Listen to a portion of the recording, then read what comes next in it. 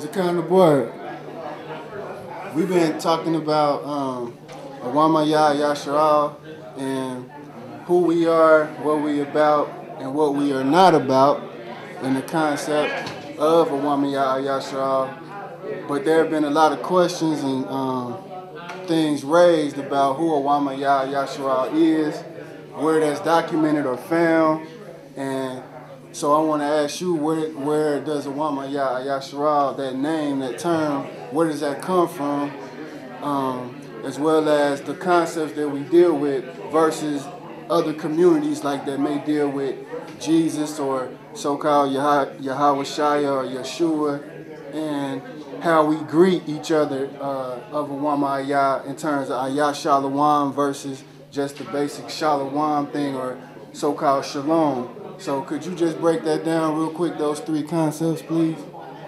The first one is what we say Ayah Shalom. Ayah Shalom, first of all, is the name. The name comes from the fourth of understanding of the scriptures and the two letters that were taken to be sound, which is in their language, the Aleph and the Ayin. Those two in the front create the Ayah.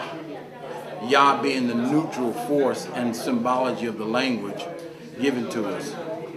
There we have the connection that brings forth the term Ayah. In that we have Shalom, which is in the Yiddish and in the English is Shalom. Shalom has vowel points and letters that do not give reference to the ancient. And in the lettering system, which is the SHL and the W and the M, it is Shalom. And Shalom meaning that may Ayah bless you as above and below with Shayakayana and keep you in your path. It is not just a hello and goodbye. It is a blessing coming and going and in well-being. And these things, we always greet each other this because we want to keep each other in the spirit of Ayah and the blessings and protection of what you call in the commonality wisdom, which is Shayakayana of the ancient. The next one is Awama-AYaH. Well, Ayah, it says, my name is in the volume of the book. So therefore, Israel, where is the principal neutral name, Yah at? Isis, Ra, and the god El. Therefore, there is no mentioning of the neutral name, Yah. Therefore, this name of empowerment, Yah, is not even included in Israel, let alone Yishrael or otherwise. So therefore, when he said in the book of Hosea, Lo Amani, which is A-M-M-I, I believe, and it says in some translated of the English Latin, not my people, when we looked at that collectively, saying that we are his people, or Ayah's people, Awama-AYaH means Ayah's principal people, which the Cherokee have taken in the sacred tribe. And the sacred tribe of the so-called common name of the Cherokees, of the multi-tribe units, were based upon 7 wonderful, as they say, clans. We are the ones that are connected to the gathering of the 7, for originally there were 13 tribes. But they only mentioned the 7 as the great ones who have survived. So therefore we said this is the remnant of the great 7. Of that is the one that is symbolized by stones and is represented by a blue stone and a blue flower, which is called the blue holly. And this blue stone is the stone that represents the skies above as well as below. We are considered the blue people. In this thing we connect to Ayah. So therefore, we are Ayah's principal people, and therefore we are Awama-AYaH. Being in that, we are people that are gathered through the love and protection of Ayah.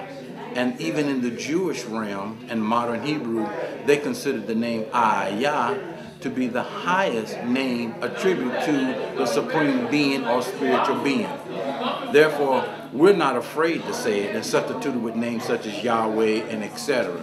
We go straight to the source and say, hey, this is the principal name that the ancients had. And even the indigenous Native Americans in their songs and circle dances by the fire and otherwise, they say, AYaH.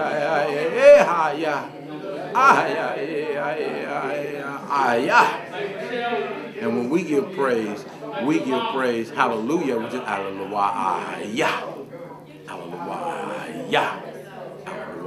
AYaH. Therefore, we are the hidden, majestic light of Ayah. And these are the people who are the people of light, the blue light, that reference and give us in the scriptures the essence in both the Bible and the Quran. And in this actuality, we created the 7 steps of dimensional travel into ascension.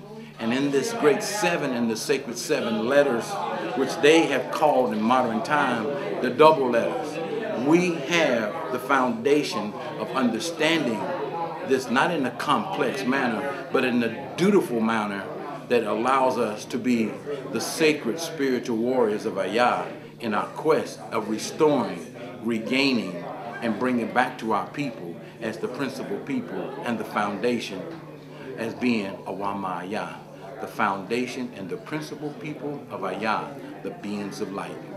That's who we are. Awama-AYaH, Awama-AYaH, Awama-AYaH. Can I ask you one more question? Yes. So with the greeting though of Ayah Shalom versus Shalom, is there a difference? Because I remember you were speaking about that before. Where if you say Shalom and you don't want to say there's a force beyond where you feel is negative, you can just say without Ayah, we commonly say just say Shalom. And that's a standard greeting embracing the ancient. But those that you feel the love of Ayah or the light, you say Ayah Shalom. But those who get your standard greeting, we just say Shalom. So it's more powerful though, or it's more of a kindred spirit when people exchange Ayah Shalom versus just Shalom, because it's more of a spiritual connection that you're saying that is there. It completes the circle. And in completing the circle, it allows the fullness of that energy/spirit to connect to your life force. And in that circle, the auric circle or egg-shaped form, the two mix. And in the two that mix, it creates a spirit force and a flux that allows a blessing. So what about those who cannot even utter the name of Ayah? Then they cannot receive a blessing from us or otherwise, or from above. They can only receive a greeting. And we give them a greeting in the ancient Shalom. Even though sometimes we don't verbally speak it, we'll just nod our head, Shalom, you know, and just show that we are of love, we're of light. Right. Yes. Thank you. Awama-AYaH.